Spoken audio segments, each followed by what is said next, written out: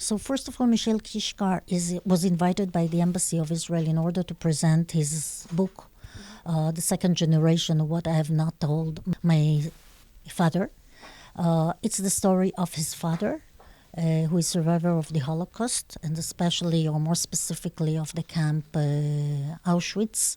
But this is also the story of the relations between the second generations and the survivors of the Holocaust that, in order to protect us, have never told us what has happened in the camps. And only in the last years, stories have become more known. And we thought that the book that he wrote, that is addressed to young people, but also to the public in general, is a great message of the necessity to learn about the Holocaust, how the second generation and even the third generation and the youngsters, not only in Israel, but around the world, and not only Jews, everybody should know about it, not only because it is important to know what happened in one of the darkest moments of the history of the humankind, but especially in order to prevent and to avoid those things in the future, not only to the Jews, to everybody.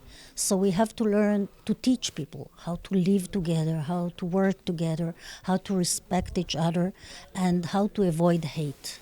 Well, I think it is very important, not only in Morocco, it is important all over the world. And indeed, there is something that is called IRA, the International Holocaust Remembrance Alliance, which is an alliance of 35 countries that work together in research, but also in introducing a Holocaust in the books and in the history and in schools.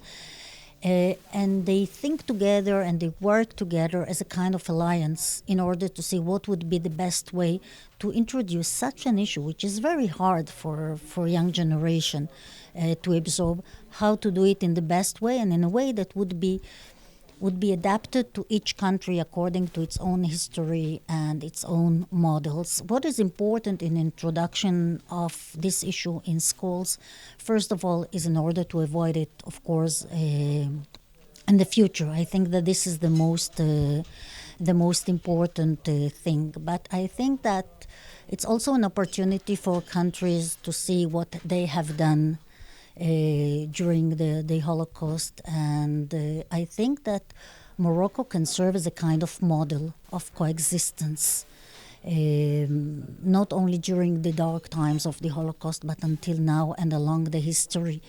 I think that people should know about it, about the relations between Muslims and Jews in Morocco, which are very different than many other countries in the world. So I think it is an important message to learn how to live together, the importance of coexistence. And I do believe that Morocco is a kind of model for the world. It's a kind of lighthouse of hope and of light, and this should be taught and learned all over the world.